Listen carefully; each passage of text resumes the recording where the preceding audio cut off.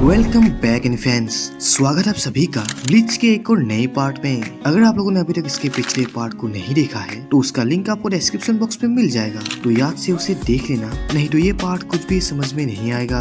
और अगर आप लोग मेरे चैनल पर नए हैं तो मेरे चैनल को सब्सक्राइब करके वीडियो को लाइक करना मत भूलना, ताकि आप सभी का सपोर्ट मुझे मिलता रहे। तो खैर देरी ना करते हुए शुरू करते हैं आज के इस वीडियो को।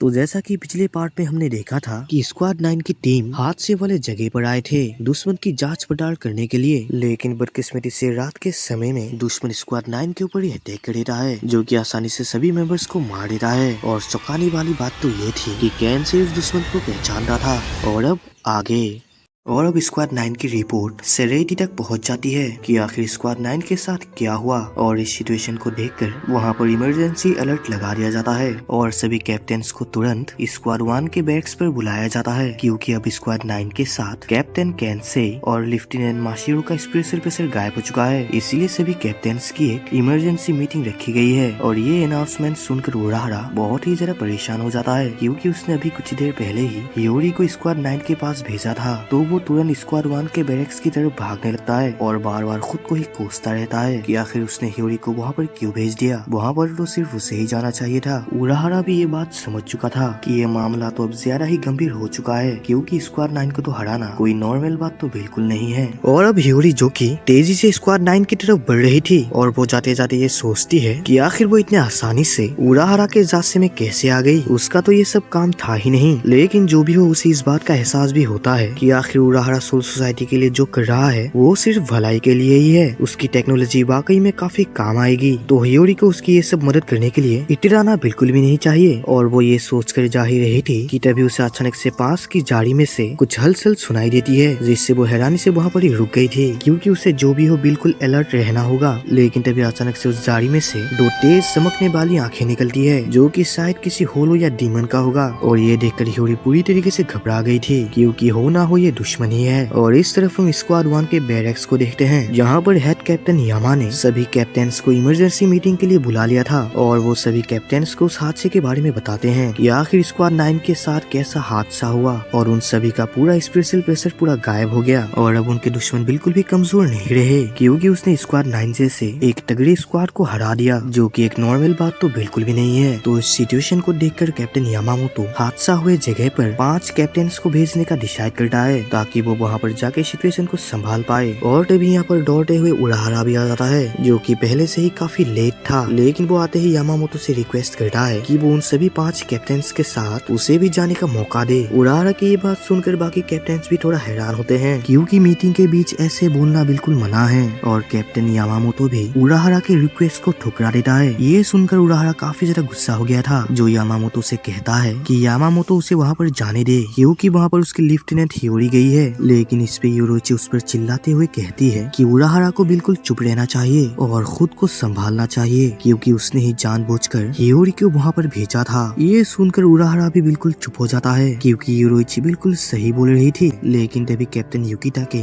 उराहरा को कैप्टन्स की लाइन पर लाता है, क्योंकि अब तक कैप्टन यामामोतो की आगे की बात कंप्लीट नहीं हुई। और उराहरा भी चुपचाप जाके लाइन में खड़ा हो जाता है, जिसके बाद यामामोतो कंटिन्यू करता है। और अब वो हादसे वाले जगह पर उस 5 कैप्टन्स में से स्क्वाड 3 के कैप्टन रोज, स्क्वाड 5 के कैप्टन हिराकू, स्क्वाड 7 के कैप्टन लव, इन तीनों को हादसे वाली जगह पर भेजेगा। और स्क्वाड 2 की कैप्टन हिरोइची आगे की ऑर्डर्स का इंतजार करेगी, जिसके बाद ही वो एक्शन ले पाएगी। और स्क्वाड 6 के कैप्टन ग्रीनरी कुचिकी और स्क्वाड 8 के कैप्टन क्योराकू और स्क्वाड 13 के कैप्टन युकिता के, ये तीनों शरीयती की रक्षा करेंगे। और स्क्वाड 4 की कैप्टन उनोहाना मेडिकल ट्रीटमेंट रूम पर रहेगी। ये बात सुनकर उनोहाना कहती है कि अगर हेड कैप्टन यामा घायलों का इलाज करना ही चाहते हैं तो वो उसे हादसे वाले जगह पर क्यों नहीं भेजते, क्योंकि वहाँ पर घायलों का इलाज बहुत ही जल्दी किया जा सकता है। और मैं आप लोगों को यहीं पर मेरा एक मिस्टेक के बारे में बता देता हूँ। मैंने बोला था कि हेड कैप्टन यामामोतो 5 कैप्टन्स को हादसे वाले जगह पर भेजेंगे, लेकिन सॉरी, वहाँ पर 5 कैप्टन्स को नहीं बल्कि 5 कैप्टन्स लेवल बंदी को वहाँ पर भेजा जाएगा, सिर्फ कैप्टन्स को ही नहीं। ये बात क्लियर हो गई?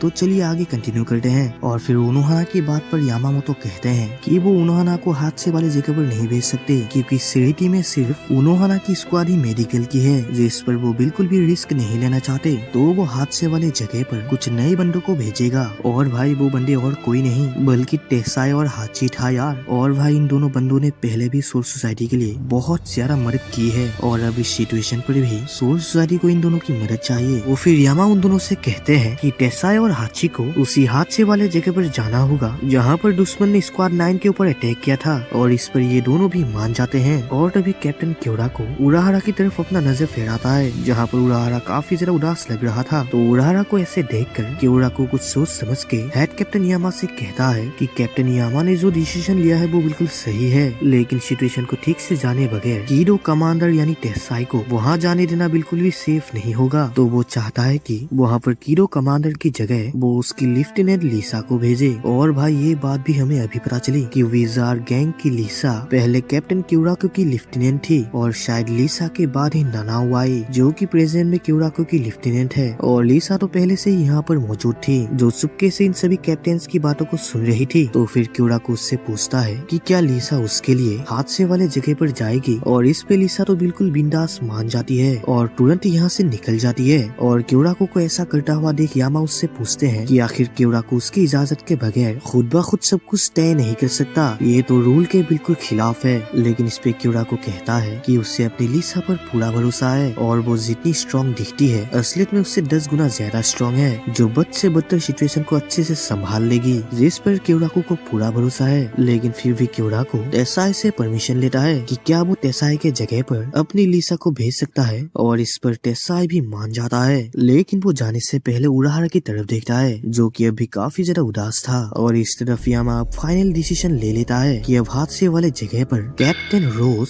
कैप्टन हिराकू, कैप्टन लव, हाची और लिसा जाएंगे। और लिसा तो फिलहाल वहाँ पर जा ही रही है और ये चारों भी अपने ऑर्डर्स को पाके यहाँ से निकल जाते हैं, जिसके बाद ये मीटिंग भी खत्म हो जाती है। और उराहारा जो अब भी उदासी था क्योंकि उसे हियोरी की चिंता सता रही थी। लेकिन तभी क्यूराको आके उसे हौसला देके कहता है कि वो हियोरी के बारे में चिंता बिल्कुल भी ना करे क्योंकि बेशक हियोरी स्ट्रॉन्ग है, उसे अपने लेफ्टिनेंट पर भरोसा रखना चाहिए क्योंकि यही तो एक कैप्टन का फर्ज होता है। और क्यूराको की इस बात से उराहारा को भी थोड़ा हौसला मिलता है। रेस के बाद वो भी यहाँ से चला गया था। और इस तरफ हम हियोरी को देखते हैं जो दुश्मन से बचकर घायल हालत में भाग रही थी, लेकिन तभी वो दुश्मन हियोरी के ऊपर अटैक कर देता है जिससे हियोरी जैसे तैसे बची थी। लेकिन अभी तक ये दुश्मन क्लियरली दिखाई नहीं दे रहा था, जिसका सिर्फ शैडो ही दिखाई दे रहा था। लेकिन इसकी आंखों को देखकर ऐसा लगता है कि जरूर ये एक होलो ही है, लेकिन बाकी होलो से काफी ज्यादा स्ट्रॉन्ग। और इस तरफ हियोरी लाचार और बेबस खड़ी हुई थी। लेकिन तभी ये बंदा बहुत ही तेजी से हियोरी के ऊपर अटैक कर देता है जिससे शायद ही हियोरी बच पाएगी। लेकिन तभी एन मौके पर हिराकू यहाँ पर आ जाता है जिसने हियोरी को बचा लिया था। और हिराकू को यहाँ देखकर हियोरी भी काफी सरप्राइज और खुश भी थी क्योंकि जैसे भी हो कोई तो उसे बचाने आया है। और आते ही हिराकू हियोरी से पूछता है कि आखिर हियोरी इस मॉन्स्टर से लड़ने के लिए अपनी जान पट्टों को क्यों नहीं निकालती जो निहत्ते अभी तक लड़ रही है। लेकिन इस पे हियोरी कहती है कि आखिर वो भला ऐसे बंदे पर कैसे अटैक कर सकती है। और तभी हम उस दुश्मन को देखते हैं जो कि और कोई नहीं बल्कि कैंसे था यार, जिसका रूप अब पूरा चेंज हो चुका है जो कि लगभग एक होलो जैसा ही लग रहा था। और हिराकू भी कैंसे को ऐसे देखकर शौक में पड़ गया था कि आखिर ये कैंसे के साथ क्या हो गया। और तभी यहाँ पर बाकी मेंबर्स भी आ जाते हैं और ये सभी कैंसे को ऐसे देखकर शौक में पड़ गए थे कि आखिर क्या ये कैंसे ही है या फिर कोई और, क्योंकि उसका मास्क और उसका स्पेशल प्रेशर लगभग एक होलो जैसा ही लग रहा था। लेकिन हिराकू सिचुएशन को देखकर उन सभी से कहता है कि चाहे ये कैंसे हो या ना हो, अगर उन सभी ने अपनी पूरी ताकत का इस्तेमाल नहीं किया तो वो सभी बिल्कुल बेमौत मारे जाएंगे क्योंकि अब कैंसे थोड़ा भी अपने कंट्रोल में नहीं है। और तभी कैंसे अपनी तगड़ी स्पेशल एनर्जी को रिलीज करके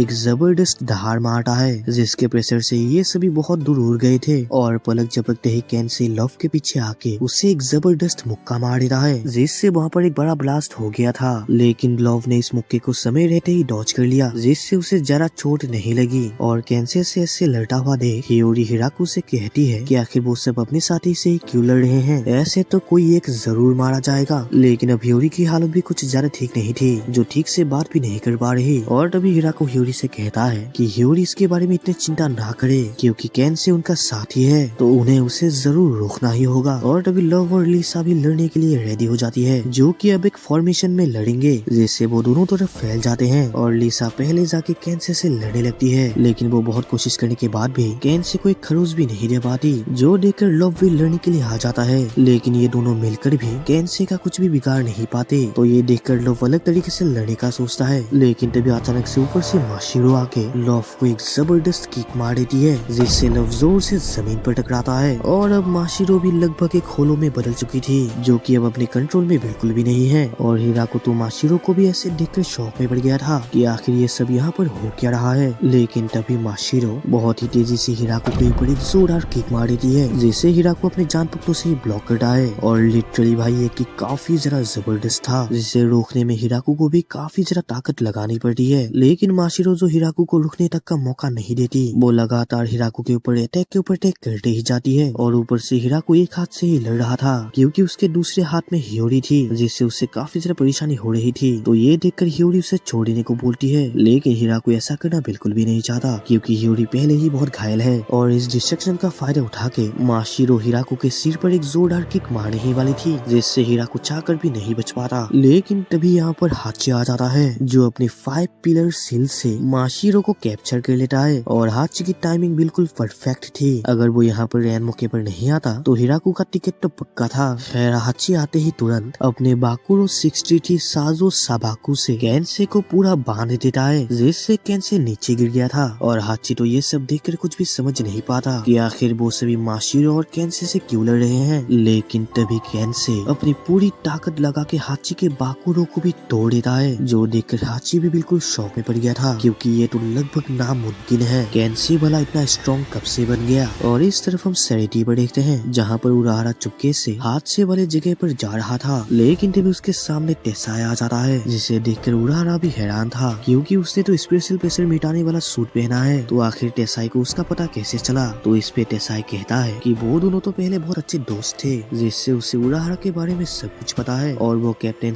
मीटिंग में उराहरा को उदास देखकर ही समझ गया था कि उराहरा ऐसा काम तो जरूर करेगा, इसीलिए वो पहले से ही पीछे वाले गेट में खड़ा है। तो इस पे उराहरा उससे पूछता है कि आखिर वो यहाँ पर क्यों खड़ा है, क्या वो उसे यहाँ से जाने नहीं देगा। और अगर ऐसा है तो उराहरा को अपनी उंगली टेढ़ी करनी पड़ेगी। लेकिन इस पे टेसाई कहता है कि वो दोनों पहले दोस्त थे और उराहरा ने उसकी काफी मदद की। तो इस पर टेसाई का फर्ज बनता है कि वो भी अब उराहरा की मदद करे। ये सुनकर उराहरा भी सरप्राइज हो जाता है, क्योंकि अगर वो दोनों पकड़े गए तो शायद उनकी जेल हो सकती है। लेकिन टेसाई को इन सब की कोई फिक्र नहीं, जो सिर्फ उराहरा की मदद करना चाह रहा है।